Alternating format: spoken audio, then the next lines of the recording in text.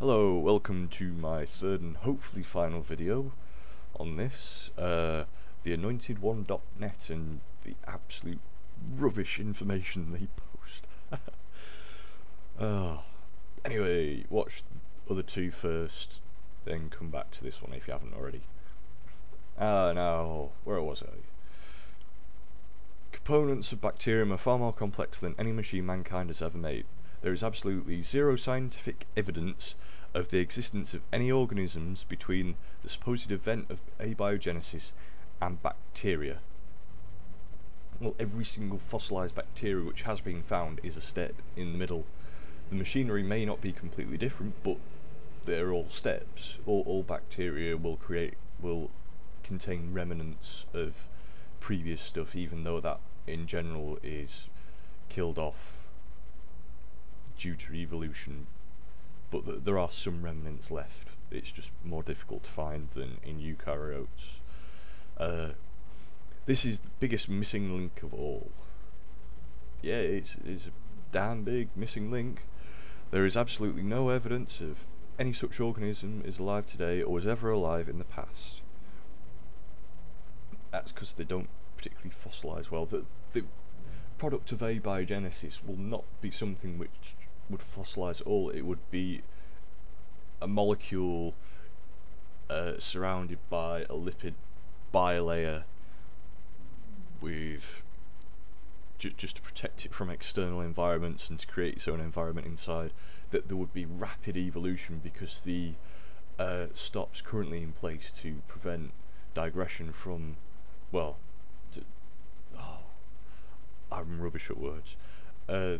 When you're replicating DNA, there will be some errors, but that's even relevant today. There are always errors within the DNA copies. Well, not always, but majority of the time there are errors. But back then, well, now there are stops in bacteria and every organism put in place which prevent this happening, prevent mutations. But back then, there wouldn't have been the machinery for that, so there would be extremely massive amounts of evolution, and any organism which managed to obtain some genetic information which made it so that the replication was more accurate, then that would progress through the population as a whole of all species as such.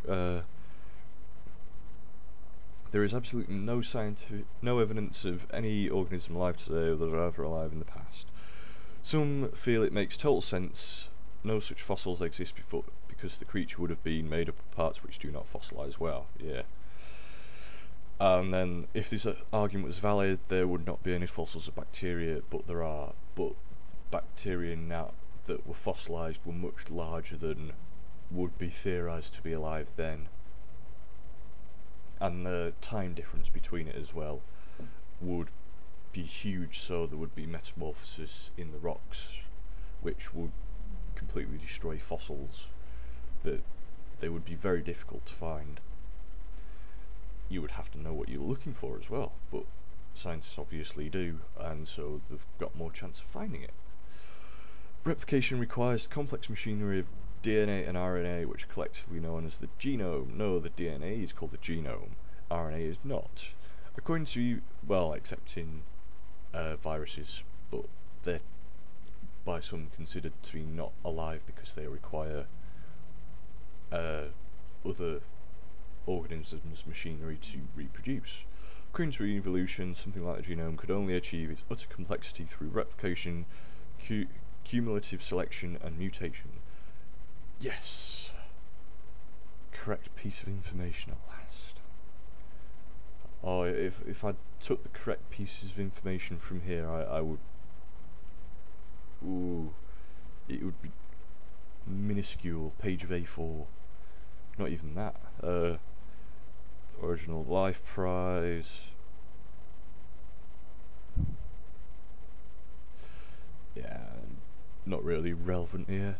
Scientific method. Scientific method is held in high esteem by most atheists, and it is composed of the following parts: careful observation of a phenomenon, formulation of a hypothesis concerning the phenomenon, experimentation to demonstrate whether the hypothesis is true or false, and conclusion that validates and modifies the hypothesis. That would be a new hypothesis. Nobody has ever observed the creation of matter or energy. No, there is no scientific theory of that.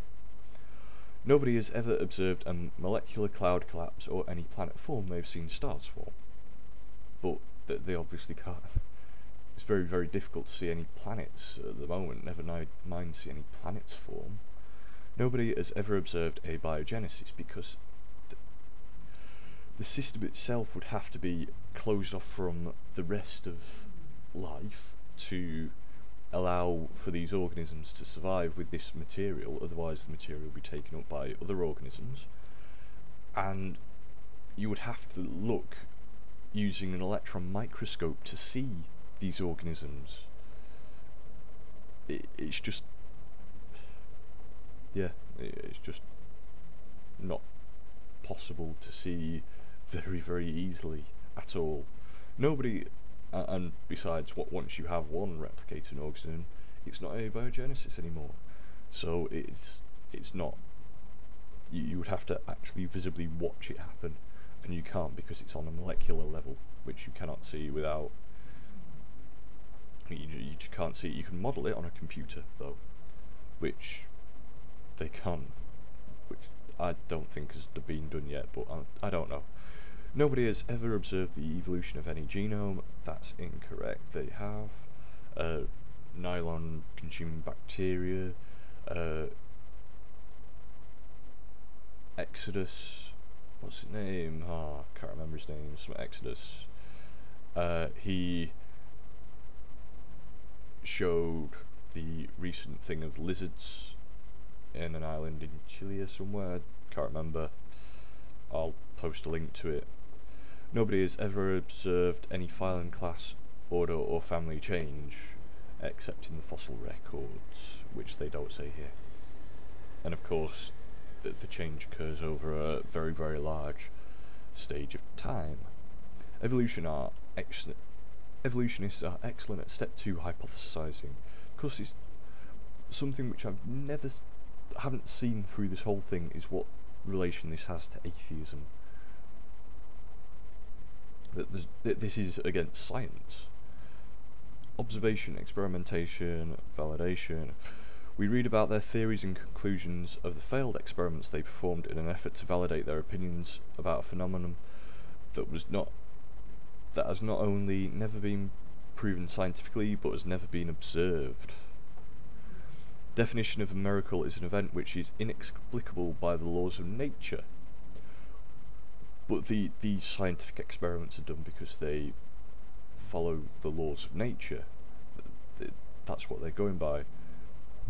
Fact is that there are 0 generally accepted scientific explanations on these issues because they are. Abiogenesis, for one, is a new field of science, relatively, and so it takes a while for there to be good scientific explanations, and then for these to be verified, and it takes a long, long time for stuff like this to get put through in literature. If you want to believe in naturalism, it's fine with me, but please don't make the erroneous claim that science is on your side. You've just gone against science through the whole thing. It's just completely annoyed science. Just completely said that science is wrong and then said that science is on his side. Anyway, I'm going to finish this here because the next section is faith, and it's too depressing. Anyway, thanks for watching these videos and enjoy your life, whatever.